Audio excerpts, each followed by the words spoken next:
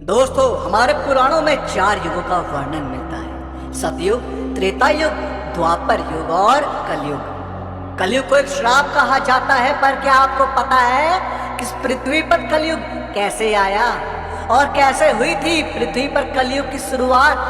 क्या आपने कभी इस बात की ओर ध्यान दिया है कि ऐसा क्या कारण रहा होगा जिसके चलते कलयुग को धरती पर आना पड़ा? अरे वहां न सिर्फ आया बल्कि यहाँ आकर यहीं का हो गया। तो आखिर क्या रहस्य है कलयुग के धरती पर आगमन के पीछे? तो आइए जानते हैं। दोस्तों, पौराणिक मान्यता के अनुसार जब धर्मराज युधिष्ठिर अपना पूरा राजपाट परीक्षित को सौंपकर अन्य पांडवों और द्रौपदी समेत महाप्रयाण हेतु हिमालय की ओर निकल गए थे, उन दिनों स्वयं धर्म बैल का रूप लेकर गाय के रूप में बैठी पृथ्वी देवी से सरस्वती नदी के किनारे मिले। गाय रूपी पृथ्वी के नयन आंसुओं से भरे हुए थे, उनकी आंखों से आंसू बह रहे थे। पृथ्वी को दुखी देख धर्म ने उनसे उनकी परेशानी का कारण पूछा।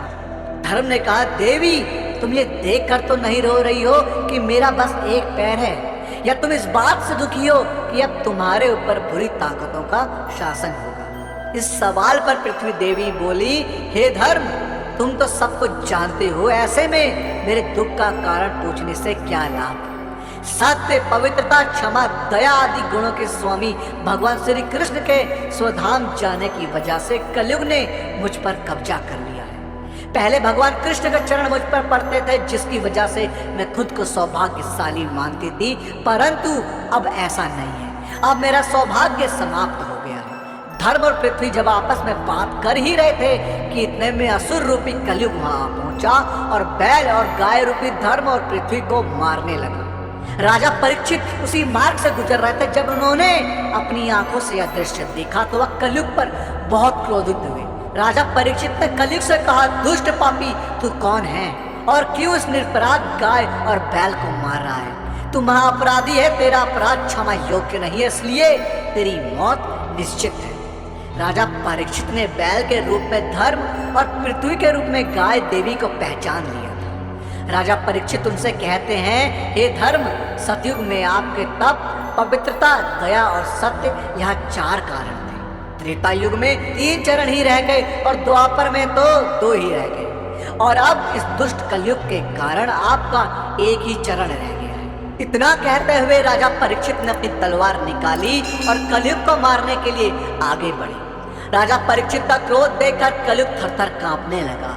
कलयुग अपनी राजश्री वेशभूषा को उतारकर राजा परीक्षित के चरणों में गिर गया और क्षमा याचना करने लगा। राजा परीक्षित ने भी अपनी शरण में आकर कलयुग को मारना उचित नहीं समझा और उससे कहा कि कलयुग, तू मेरी शरण में आया, इसलिए मैं तुझे जीवन दान दे रहा हूँ, किंतु अधर्म, पाप, झूठ, चोरी, कपट, दरिद्रता आदि अनेक ग्रहों का मूल कारण केवल तू ही है। तू मेरे राज्य से अभी निकल जा और फिर कभी लौट कर नहीं आना। कलयुग ने राजा परीक्षित की बात सुनकर कहा कि पूरी पृथ्वी पर आपका निवास है। पृथ्वी पर ऐसा कोई स्थान नहीं है जहां आपका राज नहीं है, ऐसे में मुझे रहने के लिए आप स्थान प्रदान कीजिए। कलयुग के कहने पर राजा परीक्षित ने काफी सोच विचार कर कहा, असत्य, मद, काम और क्रोध का निवास जहां भी होता है, इन 4 स्थानों पर तुम रह सकते हो। परंतु इस पर कलयुग बोला, हे राजन, यह 4 स्थान मेरे रहने के लिए पर्याप्त है, मुझे अन्य जगह भी प्रदान कीजिए। इस पर राजा परीक्षित ने कलयुग को रहने के लिए स्वर्ण के रूप में 5वां स्थान प्रदान किया। कलयुग इन स्थानों के मिल जाने पर प्रत्यक्ष रूप में तो वहां से चले गया, किंतु कुछ दूर जाने के बाद अदृश्य रूप में वापस आकर राजा परीक्षित के स्वर्ण मुकुट में निवास करने लगा। और फिर इसी तरह से कलयुग का आगमन धरती पर हुआ। मार्कंड पुराण में वर्णन मिलता है कि कलयुग के शासक मनमाने ढंग से जनता पर राज करेंगे, धर्म को नजरअंदाज किया जाएगा और लालच, झूठ और कपट सबके दिमाग के ऊपर हावी रहेगा। लोग बिना किसी पश्चाताप के हत्यारा बनकर लोगों की हत्या भी करेंगे। संभोग ही जिंदगी की सबसे बड़ी जरूरत बन जाएगी। लोग बहुत जल्दी कसम खाएंगे और उसे तोड़ भी देंगे। लोग मदिरा और अन्य नशीली चीजों की चपेट में आ जाएंगे।